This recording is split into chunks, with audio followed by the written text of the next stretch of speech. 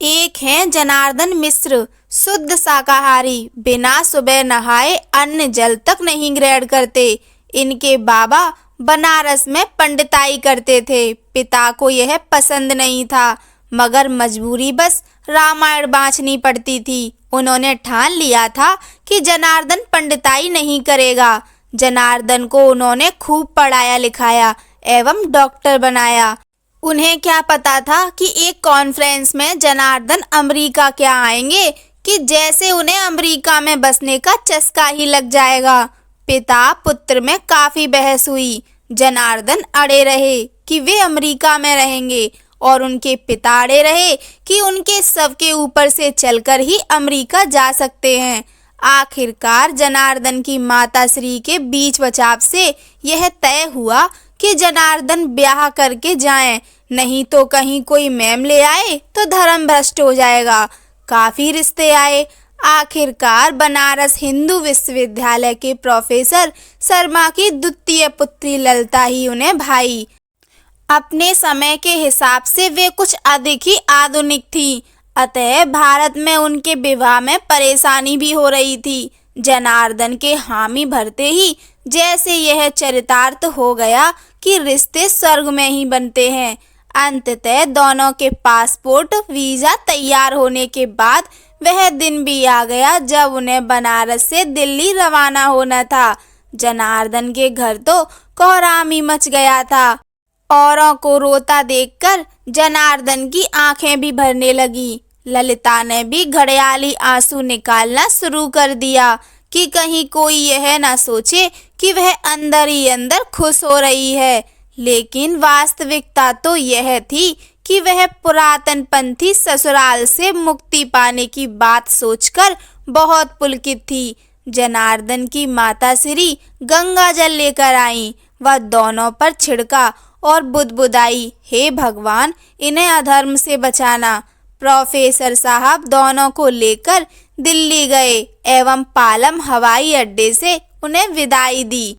25 वर्ष बीत गए हैं। गंगा में तब से बहुत पानी बह चुका है, परंतु जनार्दन मिश्र बिल्कुल भी नहीं बदले हैं। बदले हैं तो कैलेंडर की तारीख एवं रहने का स्थान।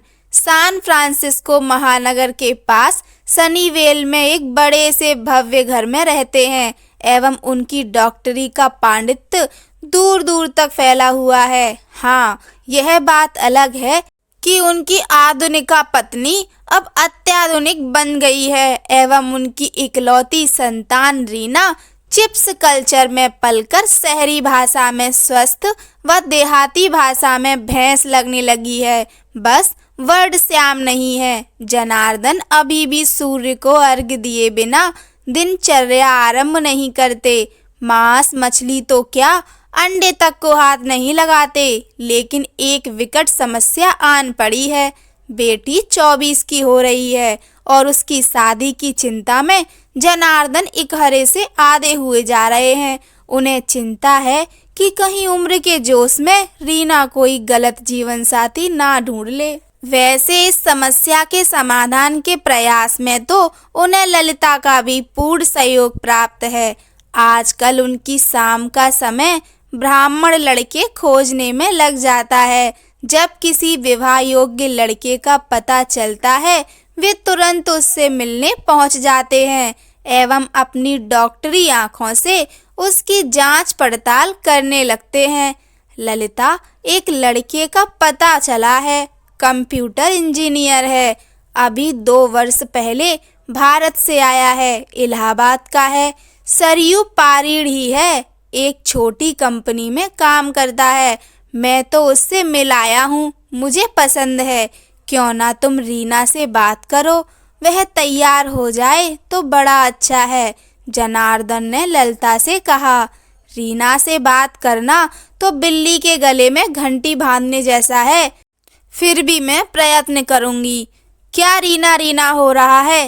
रीना सीढ़ी उतरते हुए बोली, बेटा तुम्हारे बारे में ही बात कर रहे थे। एक लड़का है सुधाकर, मुझे बहुत पसंद है। अगर तुम उससे बात कर लो तो इसके आगे बोलने की हिम्मत नहीं हुई जनार्दन की। अच्छा, तो मेरी शादी की बात है, मुझे नहीं करनी अभी शादी वादी, रीना ने उत्तर दिया। ललिता के बहुत समझाने बुझाने पर रीना सुधाकर से मिलने को तैयार हो गई।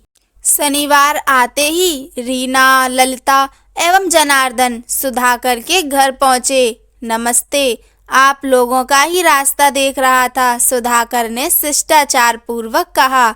सुधाकर, यह है मेरी पुत्री रीना एवं मेरी पत्नी ललिता, जनार्दन ने परिचय कराया।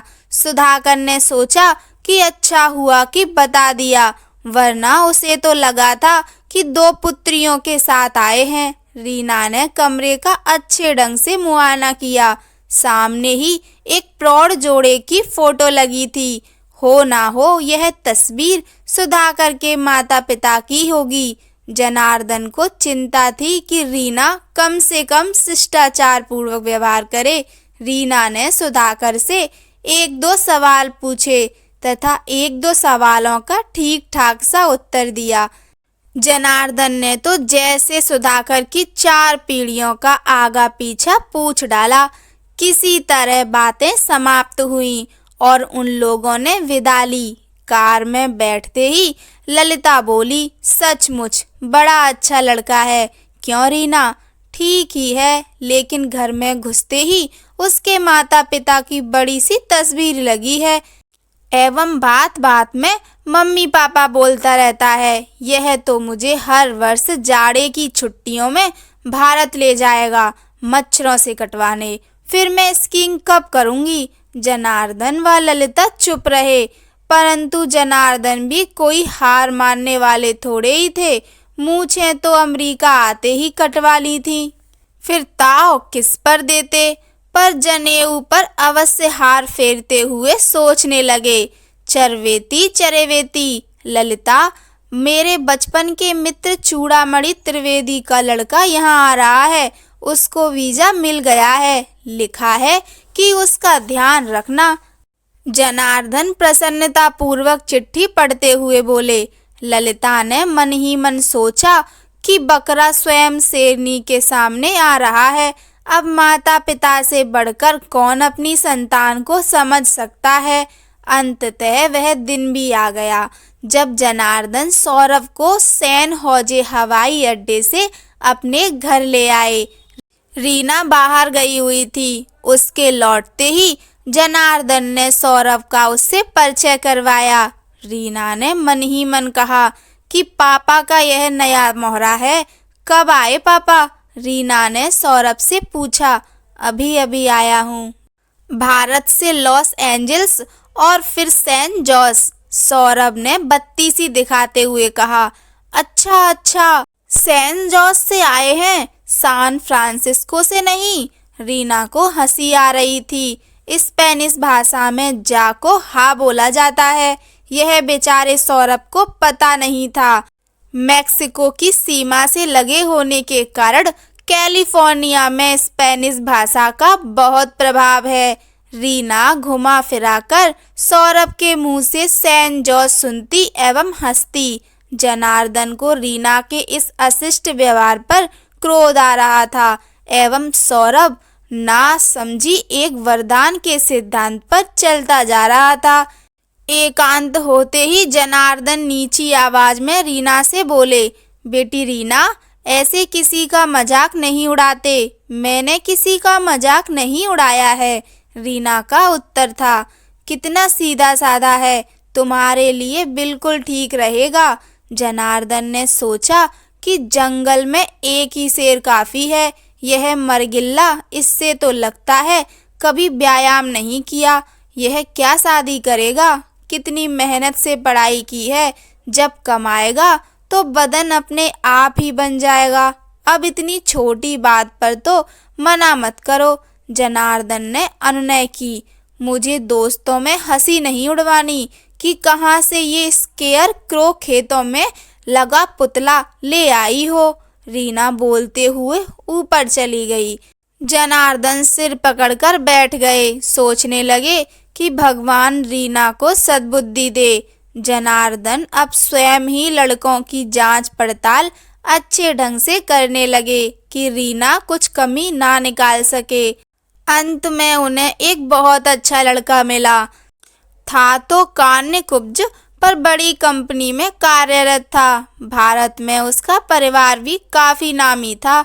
जनार्दन ने मान्यता मानी कि यदि यहाँ बात बन गई तो मंदिर की दान पेटिका में $100 अवश्य डालेंगे। अब $100 तो बहुत होते हैं ना भगवान। किसी तरह हिम्मत बांधकर जनार्दन एवं ललिता ने रीना के सम्मुख प्रस्ताव रखा। अब मैं इस झांसे में नहीं आने वाली। मेरा अपना जीवन, अच्छी नौकरी है। मुझे जब जो उचित लगेगा वही करूंगी।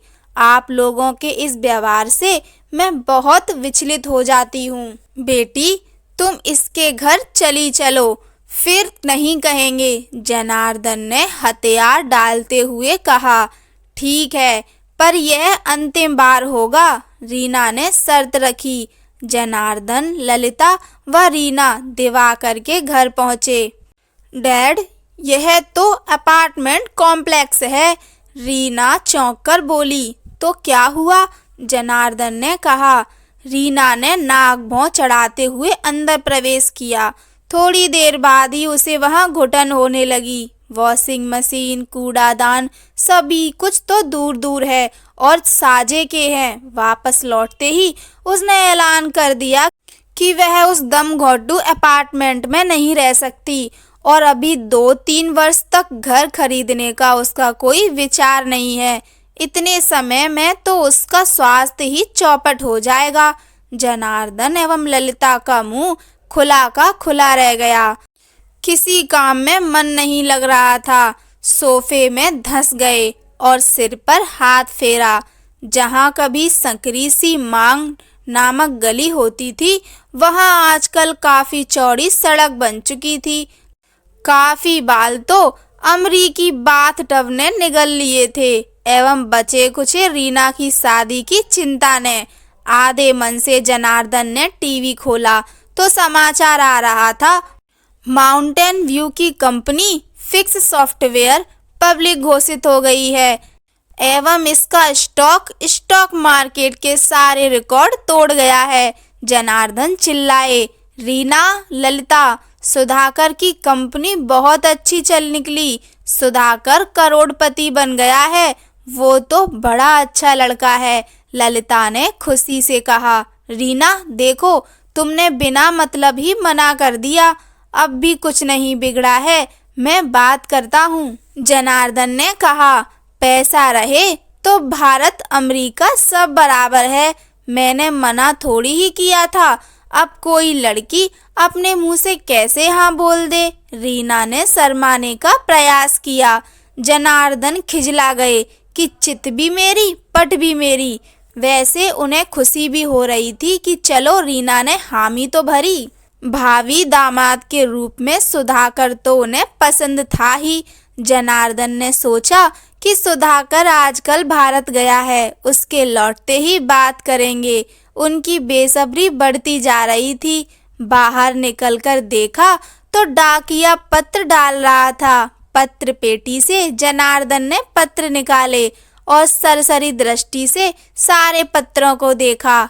उनकी दृष्टि एक विवाह निमंत्रण पर पड़ी। ऊपर ही लिखा था, सुधाकर नमिता परिणय। कांपते हाथों से निमंत्रण खोलकर पढ़ा। पढ़ते ही उन्हें लगा जैसे हाथों के तोते उड़ गए हों। ललिता, रीना, यह कार्ड देखो। जनार्दन वाक्य पूरा न कर सके। ललिता व रीना ने कार्ड पढ़कर सारा दोष जनार्दन के सिर मढ़ दिया। जनार्दन धीरे धीरे पुनः अपने आप को अपने काम में व्यस्त रखने लगे। एक दिन रीना ने ऐलान किया, मैं प्रतीक को आप लोगों से मिलवाने ला रही हूँ। कल का दिन ठीक रहेगा क्या? कौन प्रतीक? ललिता ने पूछा। अरे वही जिसका म्यूजिक का बड़ा सा शोरूम है, रीना ने कहा। कौन? वो जो बालों की चोटी बांधता है और एक कान में बूंदा पहनता है, जनार्दन सोफे से उछलते हुए बोले। उछलने वाली बात ही थी। हाँ हाँ वही, रीना बोली। वह तो एक नंबर का गुंडा लगता है, जनार्दन बोले। हाँ बेटी, वह तो एकदम लफंगा लगता है, दुकान पर जाओ तो कैसे देखता है, ललिता बोली। अरे कितना मॉडर्न है, सफल व्यापारी है, रीना ने तर्क दिया। ठीक से पता लगाया है कि दुकान उसकी ही है या वह वहाँ नौकर है? डैड, काफी बोल दिया, अब वो कल आ रहा है, उसके सामने कुछ ऐसा वैसा मत बोलिएगा, रीना ने जैसे अल्टीमेटम दे दिया। जनार्दन को ललिता पर चीखने का मन हो रहा था कि आधुनिकता की होड़ में बेटी ही हाथ से निकल गई। 25 साल बीत गए। मजाल है कि कभी जनार्दन ने ललिता से ऊंची आवाज में कुछ कहा हो। अब मोटा दहेज लेकर शादी करने में यह तो होता ही है। एक पूरा दिन पूरे युग की तरह बीता। शाम को रीना प्रतीक के साथ आई। प्रतीक च्युइंगम चबाते चोटी पर हाथ फेरते हुए जनार्दन के सारे प्रश्नों का गोलमोल उत्तर देता रहा। ललिता ने खाना लगा दिया। प्रतीक ने छक्कर खाना खाया। फिर रीना उसे घर दिखलाने ले गई। ऊपर जाकर प्रतीक ने कहा, तुम्हारा घर बहुत बड़ा व अच्छा है, शादी के बाद यहीं ऊपर रहेंगे। नहीं नहीं, यहाँ नहीं, अलग रहेंगे, रीना ने कहा। क्यों, यहाँ क्यों नहीं? ऊपर पूरी प्राइवेसी रहेगी और तुम्हारी मम्मी रोज बढ़िया खाना बना दिया करेंगी। नो प्रॉब्लम, प्रतीक ने कहा। अच्छा, बाद में सोचेंगे, रीना ने धीरे से कहा। कुछ समय बाद प्रतीक वापस चला गया। रीना का प्रतीक से मेलजोल बढ़ता गया एवं जनार्दन का रक्तचाप। एक दिन रीना कार्यालय से घर आई, मुंह लटका हुआ था। क्यों बेटी, क्या बात है? ललिता ने पूछा। मेरा ग्रुप बंद हो रहा है, मुझे नौकरी से निकाल दिया गया, रीना ने रोना आरंभ कर दिया। अरे यह नौकरी नहीं तो और सही, इसमें रोने की कौन सी बात है? ललिता ने उसके आंसू पोंछे। रीना प्रतीक को बतलाने उसके घर चली गई। वापस आते ही चुपचाप ऊपर जाने लगी तो जनार्दन ने टोका, बेटी कुछ खा लो। मेरा मन नहीं है। जब पता चला कि मेरी नौकरी चली गई है तो प्रतीक ने मुझसे सीधे मुंह बात तक नहीं की। जनार्दन अंदर ही अंदर खुशी से फूले न समाये, परंतु ऊपर से गंभीरता का मुखौटा लगाए हुए बोले, ये कामचोर लड़के बस अमीर बाप की इकलौती भोली भाली लड़की को फंसाकर जिंदगी भर मौज करना चाहते हैं। तुम चिंता मत करो, सब ठीक हो जाएगा। रीना थोड़ी शांत हुई। जनार्दन ने चुपके से पूजा के कमरे में जाकर भगवान के सामने दंडवत किया कि भगवान, उस गुंडे से मुक्ति मिली। रीना को दूसरी नौकरी मिल गई थी, परंतु उसकी उदासी ज्यों की त्यों थी। यह देखकर जनार्दन व ललिता बहुत चिंतित थे। क्यों ना रीना के लिए भारत में कोई लड़का देखें? नहीं नहीं, इतनी दूर मैं अपनी बच्ची को नहीं भेज सकती। अरे कोई साधारण परिवार का अच्छा लड़का देखते हैं, यही बुला लेंगे, जो मांगेंगे दे दिया जाएगा। तो ऐसा क्यों नहीं कहते कि धन का लोभ देंगे? अब जैसा सोचो। नहीं, बिल्कुल नहीं, मेरी तो ऐसे परिवार में शादी होकर जिंदगी ही चौपट हो गई। शादी के बाद नए नए शौक रहते हैं, मैं तो कोई भी शौक पूरा नहीं कर पाई। अब पापा बेचारे कितना करते हैं। मैं नहीं चाहती कि रीना की भी वैसी स्थिति हो। तुम्हारे कौन से शौक पूरे नहीं हुए? कौन सा तुम्हारे पिता ने खजाना लुटा दिया? जनार्दन को अब क्रोध आने लगा था। रहने दो, मुंह ना खुलवाओ। बाजा बत्ती समेत बारात का पूरा खर्चा दिया था। बहू भोज भी तो मेरे मायके के पैसों से ही हुआ था। तुम्हारे सारे परिवार की तो जैसे सारी दरिद्रता मेरे दहेज से ही दूर हुई थी। ललिता ऊंची आवाज में बोली। अच्छा, और तुम जो यहाँ से चुपके से अपने भाई के कैपिटेशन वाले इंजीनियरिंग कॉलेज के लिए पैसे भेजती थी? सो कुछ नहीं, जनार्दन ने पहली बार ललिता को ऊंची आवाज में जवाब दिया। ललिता ने सोचा कि आज तक तो जनार्दन को ऐसा बोलते तो कभी नहीं सुना। सचमुच स्प्रिंग को आवश्यकता से अधिक दबाओ तो उछलकर अपने को ही लगती है। तू मैं होने लगी कि सीढ़ी पर सूटकेस उतारने की आवाज से दोनों चौंके। वाह भाई वाह, मेरी शादी की बात करते करते आपस में ही लड़ने लगे। रीना नीचे आते हुए बोली, बेटी कहाँ जा रही हो सामान लेकर? जनार्दन ने पूछा। मैं घर छोड़कर जा रही हूँ, कहीं और रहूंगी, जिससे आप लोग भी शांतिपूर्वक रहें और मैं भी। पर बेटी, ललिता रुआंसी हो गई। जनार्दन की छाती में दर्द हुआ। छूकर देखा कि कहीं हार्ट अटैक तो नहीं है, लेकिन फिर महसूस हुआ कि गैस का दर्द है। रीना दरवाजा खोलकर बाहर निकल गई। ललिता रो पड़ी एवं जनार्दन को अपने बाबूजी व माताजी की याद आ गई कि एक दिन उन्हें भी ऐसा ही लगा होगा। जनार्दन दरवाजा बंद करने के लिए आगे बढ़े तो देखा कि रीना एक गोरे युवक के साथ आलिंगनबद्ध होकर चुम्बनरत थी। आज बिन ब्याही बेटी की डोली उठ रही थी।